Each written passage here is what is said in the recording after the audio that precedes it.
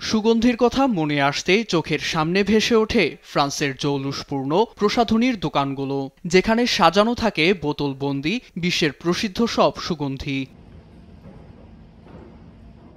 রুচিশীল যে কোনো ব্যক্তির কাছেই ফ্রান্সের পারফিউম এক আকর্ষণীয় সুগন্ধি, এমনকি মার্কিনীদের পছন্দের তালিকায়ও শীর্ষে এগুলো।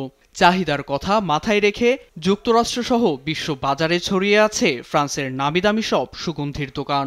এতদিন ব্যবসা ভালো হলেও ইউরোপের রপ্তানি পণ্যে 15% মার্কিন শুল্ক চাপিয়ে দেয়ায় দুশ্চিন্তায় আছে পারফিউম উৎপাদনকারী প্রতিষ্ঠানগুলো।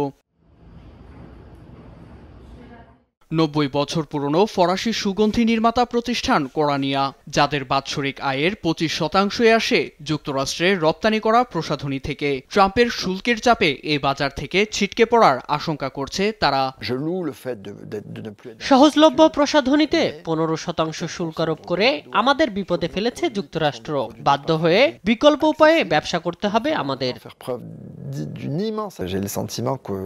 কয়েক বছর ধরেই যুক্তরাষ্ট্রের মুখোমুখি দাঁড়ানো স্পৃহা হারিয়েছে ইউরোপ। আমরা যুক্তরাষ্ট্রের নেতৃত্বে এমন একজনকে পেয়েছি যার ক্ষমতার সামনে ইউরোপিয়ানরা নতজানু। যুক্তরাষ্ট্র জুড়ে অন্তত 20,000 বিক্রয় কেন্দ্র আছে কোরানিয়ার। এতে 35% পরিবর্তে শুল্কের হার 15% নামিয়ে আনা হলেও লভ্যাংশ কমে যাওয়ার আশঙ্কায় রয়েছে কোরানিয়ার মতো শতাধিক সুগন্ধি উৎপাদনকারী প্রতিষ্ঠান।